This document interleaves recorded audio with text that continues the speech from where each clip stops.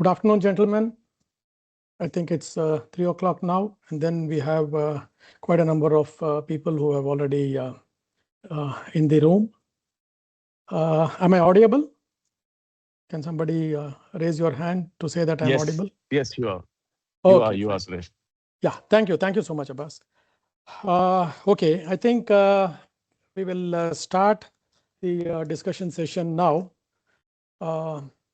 First of all, good afternoon, salam alaikum, and then Ramadan Mubarak to all. And to start the discussion session, as usual, we do not have any presentation as such, because I'm sure all of you have done your detailed analysis from the audited financials, which we have already disclosed in the website. So having said that, I'll just briefly give the the performance of the company for the year 2025 vis-a-vis 2024. Just to give you a brief, the top line, the revenue was pretty flat at about 18.445 million as against 18.285 million of 2024, which means it's just a very nominal growth of about a percent or so, percentage point. Whereas the operational profit, we have done much better than what it was in 2024. We have done about 630,000 Real Omani as the operational profit as against 110,000 of the previous year. As it was a very low number the previous year, this year it appears to be the higher side, showing a significant growth of 500%, but still there is a lot of things that we need to do to reach our earlier numbers, which we have achieved in the past.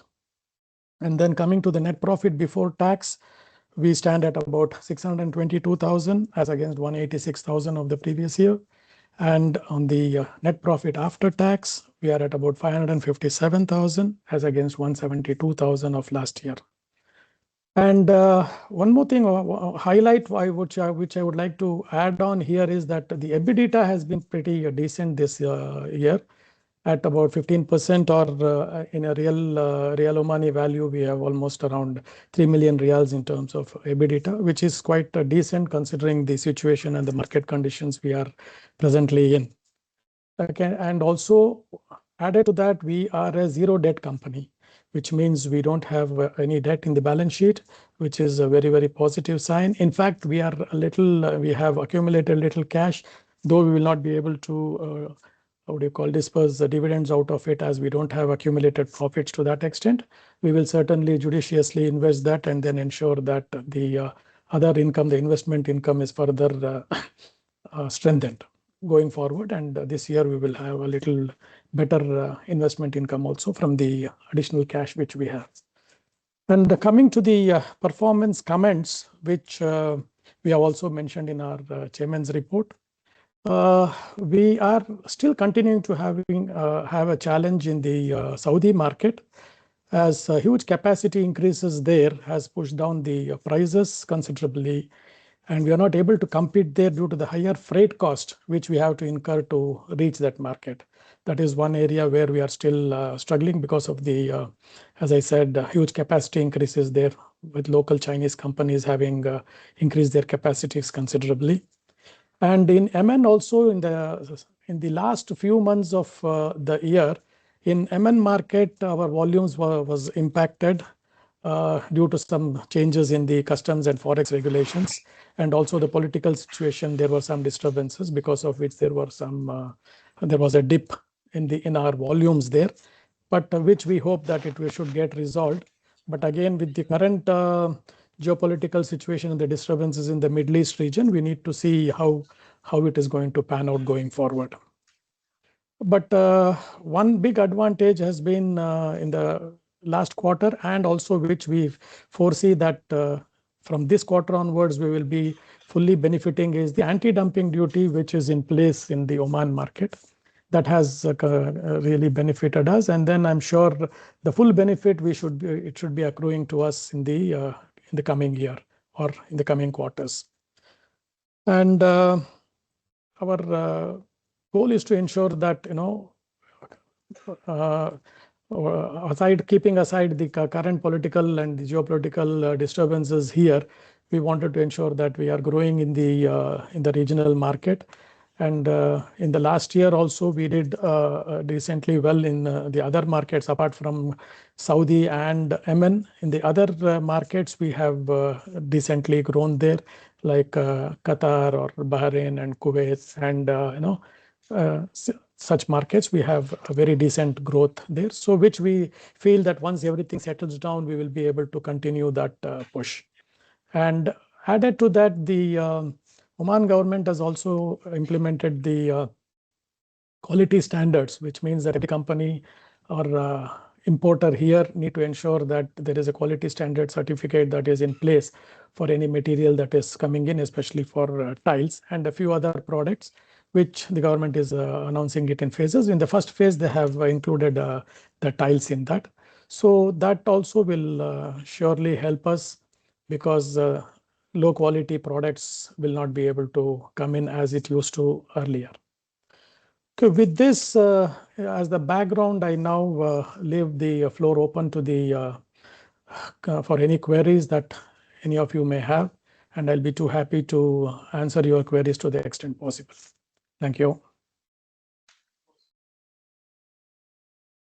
Yeah, Anup, I think you have raised your hand. Yeah, good afternoon, Mr. Suresh. Can you hear me? Yeah, good afternoon. Yeah, clear. Yeah. Thanks for the opportunity. It's just a housekeeping question to start with. So if we look at the accounting in your cost of sales, has there been a change in how you account for this? I mean, the expenses. Is there a distribution between cost of raw materials and consumables and other factory overheads? And more importantly, if you could touch upon what really goes into the other factory overheads, because that number used to be much smaller, in the pre-2024 period, and it's gone up quite a bit. So how should we look at this particular component? You mean to say the other? Yeah. So when I look at your cost of sales, you have the cost of materials and fuel and so on, and there is one category in the end called the other factory overheads. Now, this number used to be a very small number prior to 2024, and that it's somewhere between, it was 2 million, around 2 million in 24 and around 3 million last year. Has there been some change in the way you account? There is no major changes in the way we account. It is basically, sometimes it is not sometimes it is basically the cost of goods purchased also gets added there. Okay, because there is some small in few of the projects, we need to ensure that we give a full complement of tiles, including the porcelain and the skirtings and so many other things, which we sometimes procure it, and sometimes we have our own third firing plant. So those costs also will be added in the other costs. So that is the only thing. Otherwise, there has been no major changes in our accounting. Okay, so if I look at just your cost of raw materials and consumables, I would assume that is it fair to assume that the change? So there was a 6% reduction in 25 versus 24. Does it imply that your sales volumes were lower by 6%? Is that a fair assumption to make? No. That is not to be assumed, because see, the cost of sales is also dependent on the overall volumes which we sell. Okay, and the volume and the sale value also depends on the realization we get. So it is all interlinked. It is not proper to say that there has been a reduction in that. No, but one would argue that the cost of sales pretty much, I mean, doesn't really change significantly, as in the components don't really change on a year-on-year basis. So that number in absolute terms, when compared YOY, should be indicative of what you've actually sold. Not necessarily, because see, one is the reason which I pointed out earlier. The other reason is saying it also depends on what product you produce. Some products, for example, we have launched a very, very premium product. For that, the cost may be a little higher. And there are certain products which the cost may be lower. So you cannot, broad brush it, saying that this is going to be representative in our business. Okay, so just just to sum up this other factory overheads, is it fair to assume that your change in inventory is accounted there instead of within the cost No, of raw material? no, no, no, no. Generally, it is always accounted in the cost of raw material. It is not accounted in the other things. Yeah. Let me Okay. be clear. Let me clarify. Yeah. Okay, fine. That's clear.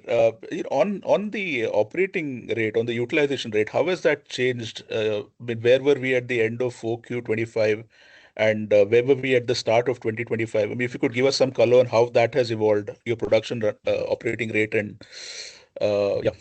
We see we having a very decent what do you call finished goods inventory in place. So we have been averaging out our production capacities also throughout the year. It has not been that we have increased it in the first quarter and then decreased it in the by and large. It has been in the same range. I wouldn't say that there has been any substantial material differences in our capacity utilizations over the year. So what would that number be, Mr. Suresh? It's around 70%, 65 to 70% has been our capacity utilization. Yeah. Okay, 65 to 70%. Okay, That's right. just one on the market. So you've mentioned that Saudi remains a challenging market, and there's a lot of supply. Now there was a lot of supply addition a couple of years ago. I mean, based on your information, your sources, has there been any new capacity that's come in there, or it is That's just right. that? No, no, there has been new capacities which has come in. In fact, initially the Chinese factory started with some capacity. After that, in the last couple of years, or towards the end of the 23 and beginning 24, they doubled that capacity. And then they started operating at a higher volumes. Yeah. So our understanding is that Saudi used to be, somewhere close to a 300 million square meter market for tiles. Uh, any insights on what the local production capacity is now? How much of that comes from the local suppliers? For the Saudi. Yeah, for Saudi. For Saudi, I don't have the real numbers today because there also the market is pretty what do you call very very volatile there. Okay, because there has been a lot of what do you call government restrictions and then a lot of government developments where they demolished almost 30-40% of two of their main cities of Riyadh and Jeddah, and that has not still started in full flow, the development activities. So that has also impacted the overall volume. So I wouldn't have a number. I cannot put a number to it as of now. But is it fair to assume that the capacity is maybe around 150 million square meters? Must be more. Clearly It will more. be more than that? It will be more than that. Yes. Okay. Okay. Yeah. Thank you. That's it from my side. Okay. Yeah, I think Shahur from Vision Capital, I think you have raised your hands. You have anything? Yes, hi. Thank you for the opportunity. I guess Abbas had raised the hand before, so if he wants to go first. Yes. Please, Abbas, you are right. Thank you so much, Ram. Thank you, Shaur. Yeah. Hi, Suresh. Thank you. Hi. Just a few questions. This crisis that's going on right now, and no one really knows how long it's going to last, but let's say it lasts for another 3 to 6 months. Yeah. Both on the raw material sourcing side and on the end market selling side, when it comes to Anwar Ceramic, what impact do you see if this were to continue for another 3 months? That's my first question. See, if it were to continue for there are a few things which we have also already internally discussed on the moment it started. We had to strategize on how to move ahead in this situation. And one is the markets already, as I said, Saudi market is already, very challenging there. So we need to see whether we will be able to get into that market in this situation. And UAE market, there is no major change in that market as such. It is still, so far it is going on unless there is going to be a very major further deterioration in the situation. And as far as Oman is concerned, in fact, it should be an advantage for us because with so much of what do you call barriers that is going to be there to bring especially the finished goods into Oman with a very, very high cost of war risk surcharges and then conflict surcharges and things like that, which will make it very, very unattractive for the trade to bring it in. One is the risk to bring it in, and one is the price barriers to bring it in. And whereas we are much better positioned because we can produce locally, and not only us, in fact, all the local manufacturers can take the benefit of that, provided we are able to manage our raw materials, the imported raw materials, as you said, judiciously, which we have a plan in place. So which I don't think so I'll be able to discuss that in an open forum, but certainly we have some plans in place, and if everything works out well, there might be a very marginal cost implication for us to on that front, but not very significant compared to the overall cost, and then we can see how we can appropriate the local market. Okay, thank you. Yeah, Abbas. My second question on the same topic is that in that case, Oman's obviously quite important to you. Now, Yes. given your capacity that you have, and you spoke about the quality standards, and you spoke about the anti-dumping duty, and especially now that most of the inventory that came in from India and China has been exhausted, how Yeah. much of your capacity can Oman really take? Because for me, having tracked Anwar Ceramic from 2008, it's if the company were to, guys, there's someone on who's not muted. I don't know who that is, but Yeah. I think it's Rabi Musa. Mm. Yes. So for me, I think it's imperative if we were to turn positive on Anwar Ceramic, we see a path towards this 80 to 85% utilization coming in. So just for Yeah. us to understand, given the tailwinds that you have from the regulatory side, is Yeah. will Oman be able to absorb this kind of quantity? And the second part question, Suresh, to that is, Yeah. when I speak to some guys in the market, they're saying that Oman is moving the porcelain way, and ceramic tiles, in some ways, as it's not what it used to be. So, if you can address that broader sort of question as well when you're answering me, please. Thank you. Yeah. Okay. Fine. See, you have a two part to your to the question. One part is how are we going to ramp up our capacities, whether the market is going to take it, and whether we will be able to reach our further higher capacities. So to answer that question, I'm sure not 85. If this situation is going to continue and anti-dumping is going to continue and standards are in place, I'm confident not 85, even we will be able to even reach higher capacities than that also, because the market is quite huge. Okay, and because there has been quite a lot of imports which was coming in at very low prices, which we will be able to substitute. So for to that extent, we will be able to.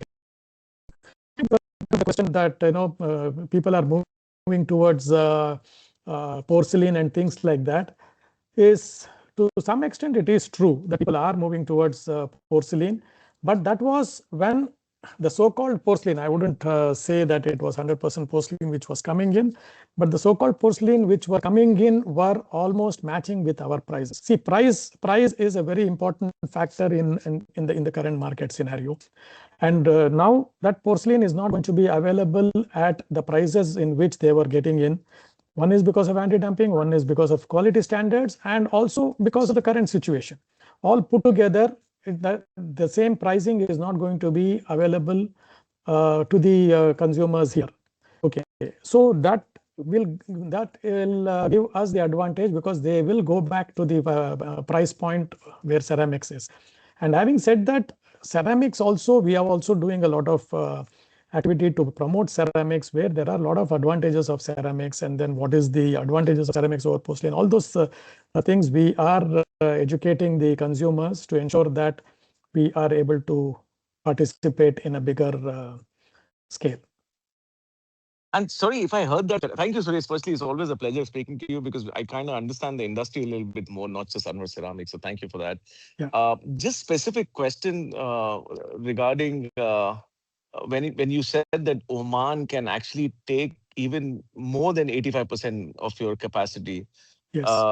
And you meant just the Omani sort of market, right? You're not talking about any other export markets, because you have other export markets as well, I think, based on our previous discussions on these calls. Uh, so, uh, so what is the size of the Omani market? And, Are you talking about the wall tiles? Are you talking about floor tiles? And and which kind of, who are you going to sell to? Are these single owner Omani houses, or households that are constructing, their houses, their villas, or are there any big projects that get you this excited about, actually, because that's a big number that you're looking to sell into Oman, just for us to better appreciate the dynamic of the Omani market as well.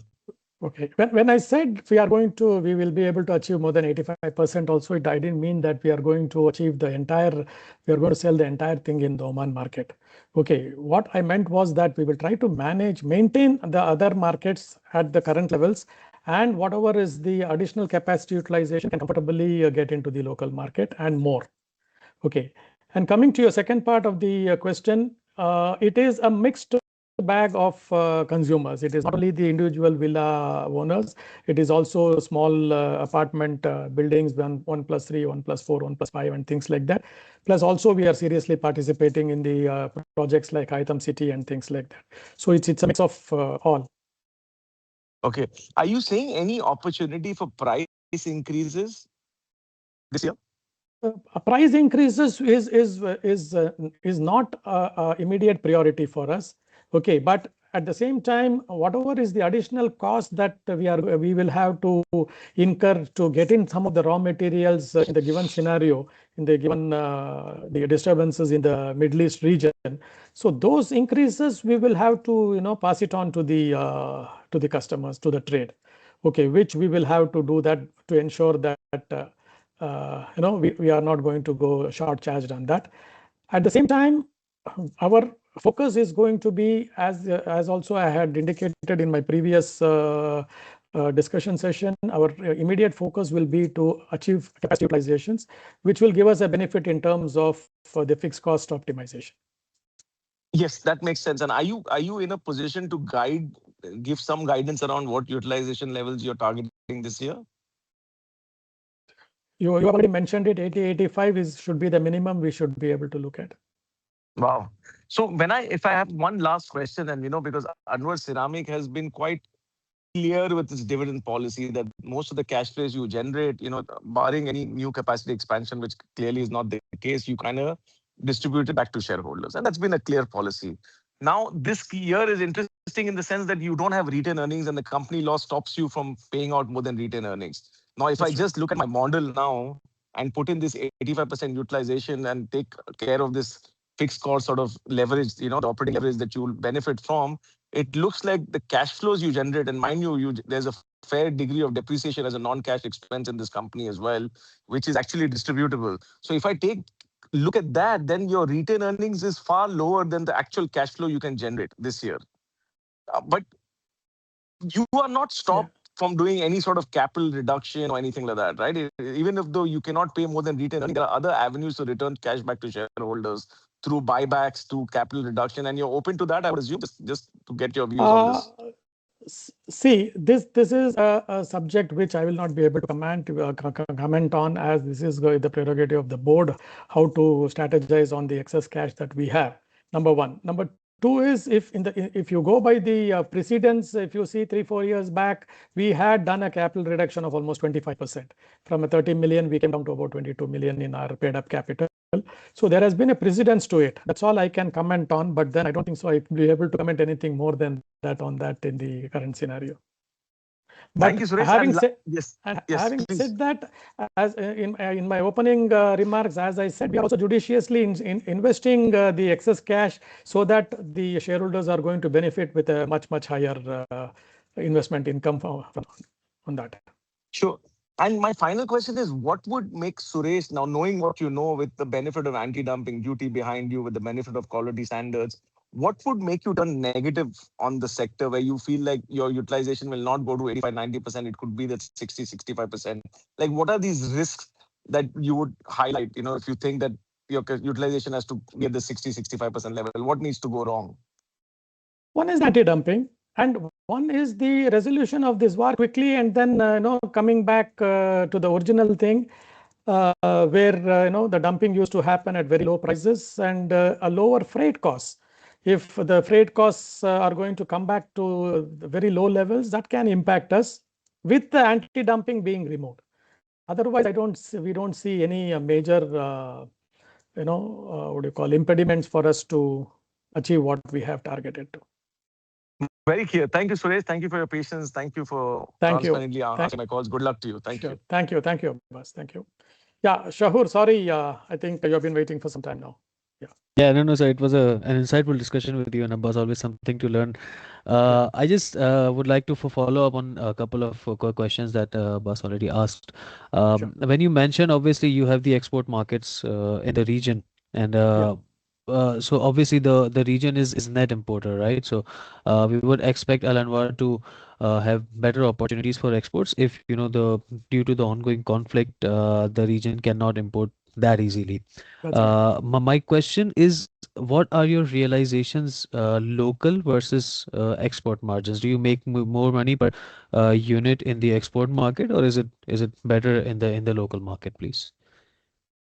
You're getting into too much of too detailed analysis, which I think I'll not be able to answer you very pinpointedly or very accurately. I cannot answer you, but broadly I can tell you that the realizations, the sale value can be almost the same, or sometimes the export will be higher because of higher freight costs there. But on the realization front, I can say that always for any manufacturer, the local market will always be better. Yeah, perfect. It makes sense, dear. My next question is regarding your inputs. Obviously, as you mentioned that you should, inshallah, be achieving higher 80-85% capacity utilizations, given that you can, you are able to manage your raw material imports. Have you seen any problem on that front in the recent days after the start of the conflict? Immediately on the start of the conflict, yes, there are some few containers which were in the high seas. We had some obviously for all the containers were in the high seas and they couldn't reach the ports. So those things and all, we are seeing how to clear it out and then see how we can manage the situation, because we always have a minimum stock levels in the ground. So to that extent, we are not very we don't have a stockout situation in the immediate future. Yeah. Thank you. And if I may ask, what are the minimum levels that you currently have? What sort of period are you covered I for? think we go by the industry standards. I don't think so. It is it's good to have an open discussion on this on an open forum. Yeah, sure. That's okay, sir. I understand. So my next question is regarding your capacities. Earlier, if I remember correctly, until I think 2024, you guys used to mention the capacity utilization during the quarter in your company reports. And since first quarter to 2025, you guys have actually discontinued that. Any chance that you are gonna, resume mentioning that? No. There is nothing like that. I mean, I also now that you have pointed it out, I am also realizing that it has been missed out. But then we have been very transparent in any of the calls where we give out what our capacity utilizations have been. So anytime anytime anybody is welcome to check out on that. Perfect. Thank you. We'll do that.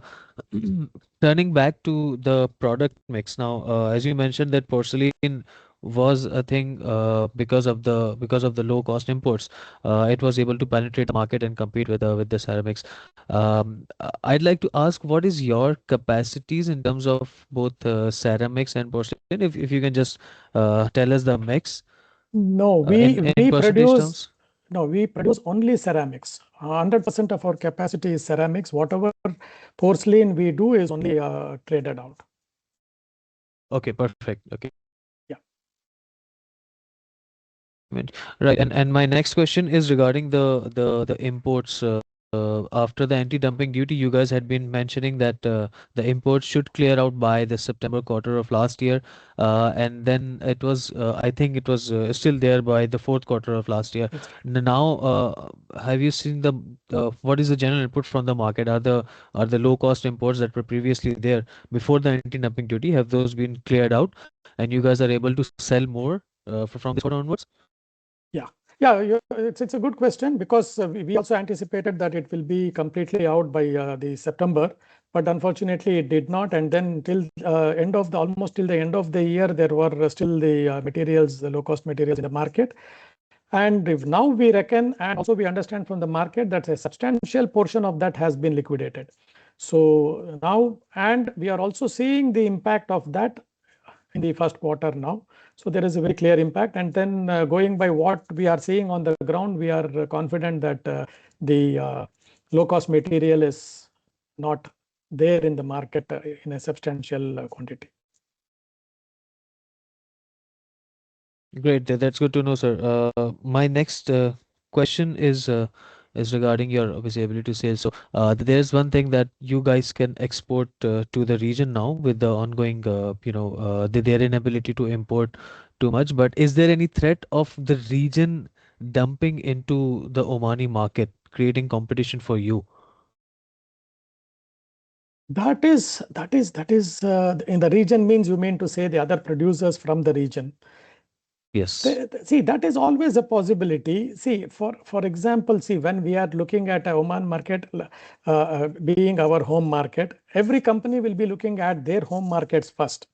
Because given the constraint and like what Abbas had or Anup had asked in the previously, if this war or if this situation is going to continue for 6 months, what will happen? So there will be some disturbances in the capacity utilization for everybody, and they will concentrate on their local markets as transportation costs and other benefits will be much better in their local markets. So we will also be concentrating on that. So each manufacturer, when he concentrates on his local market, then the cross-border dumping, we reckon, is going to be much lesser.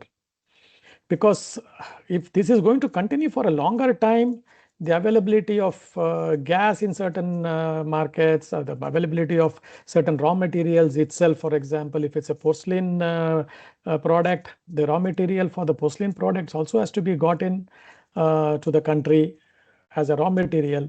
So which means that is going to be at a much higher cost on the freight side.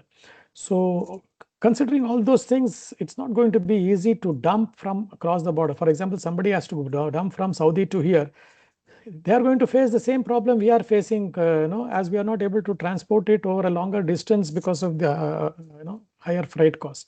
The same thing they will be facing. So to that extent, I'm confident that, or rather, I don't foresee that there is going to be a big dumping within the regional markets. Okay, and Hope you I have also answered my question. Yeah. Yes, you have, sir, perfectly. And a follow up on that, small follow up. You also are confident that your exports will continue in the region. I mean, this same concern won't be there for Anwar? See, we are not dumping. No, see, your question was whether they can dump it, in large quantities. Whereas we are not dumping our products there. We are only selling it at the normal prices, and then we are having a market for our products. We have a brand value there, and then we have a quality standard which is accepted there. So that is what we are appropriating. We are not looking at any additional, low cost dumping in those markets. Okay, yes, it makes perfect sense. Thank you for the clarification, sir. Now, my last question is regarding your sales. We have been observing a seasonality in the first quarter during the last couple of years, in 2025 and then in 2024 as well, and in 2023, I might add that the first quarter has always been in the last 3 years at least has been really good compared to the other three. So should we be expecting a similar thing this year? Because if the first quarter numbers are actually good, how would we know that we should attribute this to the actual improvement in the markets, and would it continue, or is it just the normal seasonality that we have been seeing for the last 3 years? It is actually, if you go back, instead of 3 years, if you go back to the last 10 years or 15 years, the seasonality generally is the dip comes during the Ramadan period and post-Ramadan up to the big Eid. Okay, that is what the seasonality generally is for this business. But having said that, last 3 years, it was a little, aberration in the market, because after the first quarter, one is there was no Ramadan or anything in the last 3 years, substantially in the first quarter. And subsequently, there had been a lot of disturbances, either in the form of removal of anti-dumping or in the form of, what do you call, war between Ukraine and Russia started. That disturbed the market a bit. Those kind of disturbances were there. There were some disturbances. So those kind of disturbances was what created a lower, significantly lower margins in the subsequent quarters. So I wouldn't say that first quarter has been a seasonality trend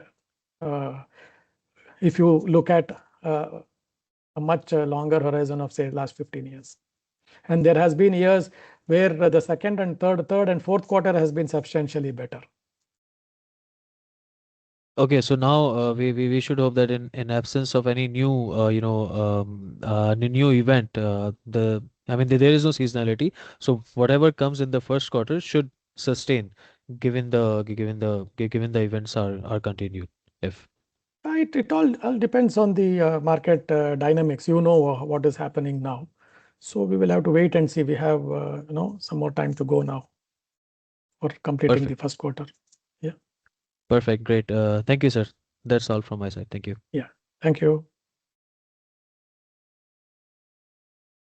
Yeah, Anup, I think you have a supplementary. Yeah, just one follow-up. I mean, so when we look at how demand shaped up in 2025, was it sort of in line with your expectations or above or below? Because remember, this time last year you had guided for a 10% growth in demand through 2025. Just to understand if that met your expectations or how did that shape up? In the Oman market, it exceeded our expectations because to the fag end of the year, we were able to do a little better because of the waning down of the low-cost material. Okay, so there was no major issues. But then in the Saudi market, as I detailed earlier, it has been very challenging, and then we had degrowth in that market. Okay, overall, even MN market also, there was a small degrowth because of the last 4-5 months disturbances there, both in terms of the geopolitical situation, the changes in the regulatory framework for forex and customs regulations. So those kind of things pulled us back a bit there. Otherwise, we would have for sure met that whatever we had targeted. Yes. Yeah, I gather the growth in Oman was upwards of 10%, right? I mean, that's what you're saying in 2025. You can say that so. And how would you look at 2026? Higher than that in terms of percentage growth? Obviously, that is what we are targeting for, with the situation, coming back to normal here in the region. I mean, yeah. Oh, no, and just in terms of projects, assuming everything goes back to normal tomorrow, what sort of a growth would you look at? Just purely from, so there are two things, right? One is your organic demand growth, and then there is the substitution of imports, which again, from an apparent demand point of view, it's a pretty big lift. So just purely from how projects are shaping up and how demand is sort of growing organically, how are you seeing that shape up in 26? I would say the organic growth is not as much as the substitution growth. See, what we are looking at is more a substitution growth in the current year. The organic growth is yet to start in the country here now. So that is in the normal process. I mean, there is no substantial, a spurt in the demand as such. But substitution is clearly going to help us out. Very clear, sir. Thank you so much. Yeah.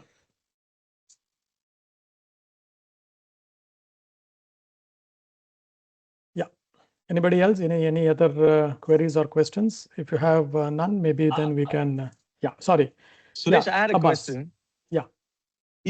Just wondering because you mentioned that Oman's obviously is a very important market in terms of how much you sell to it. You also said it's a very cost-conscious market.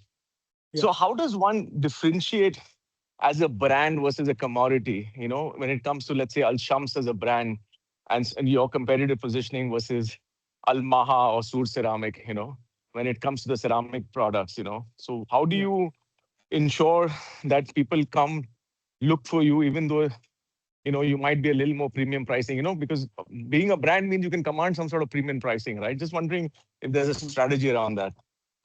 Certainly, certainly. See, we are the leading manufacturers, and we are the biggest manufacturers, and we have our brand is the biggest brand for tiles in Oman today. Okay, that is very, very clearly because we are almost 3 decades old now, and we have a household name. The Al Shams is now a household name in the ceramic segment. So we have more than 100 preferred dealers and distributors in Oman alone. So we are very clearly, we see how the walk-ins and then how the footfalls happen, and then how specifically they say that Al Shams is the brand they are looking for. So we have been seeing that for many years now, and almost a couple of decades now. So I don't foresee that that is going to go down in no time. Okay, so there is a very clearly a brand value which we have built over the years, and further added to that, we are in fact even getting into a premium segment where that is going to add further value to our capabilities. Sure, thank you. Yeah. Just technically, you mentioned that you're trying to educate customers about the benefit of ceramic over porcelain. I mean, for someone who's naive about this topic, could you educate me? Like, why would? Because for me, it's always porcelain is more premium.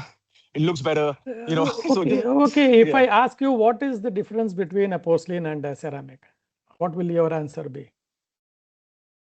I think for me, I don't know enough about it. I'll be honest with you. Yeah. It's just everything else I've heard around it. As per the standard, it is only the water absorption which makes the difference between a porcelain and a ceramic. Okay, as far as our product is concerned, in fact, on the strength, the all other parameters, everything is we are on the same standard as what the porcelain can offer. In fact, our strength and all are sometimes even much better than even the so-called porcelain which is coming in. We have made those tests, and then we have records for that.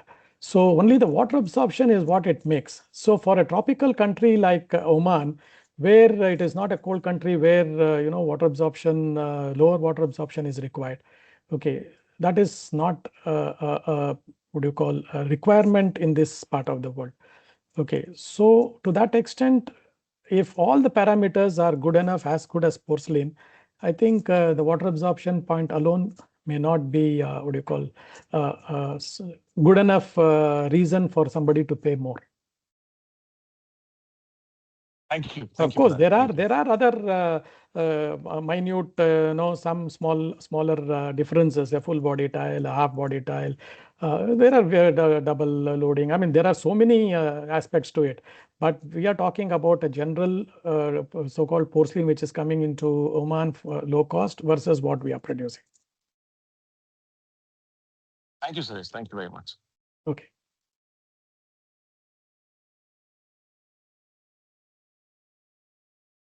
Yeah. If there are no other queries, maybe we can conclude the meeting. Okay, thank you, gentlemen. I think hope we had a very good session today. I'm sure most of the queries that was raised has been reasonably and adequately and answered to the satisfaction of the person who have been asking that. So thank you so much for attending this, and then we will be too happy to have any of your queries. Even if you have anything in future, you can just reach out to us, and then we will be too happy to provide you whatever is possible from our side. Thank you so much. Good day and a nice weekend to all of you.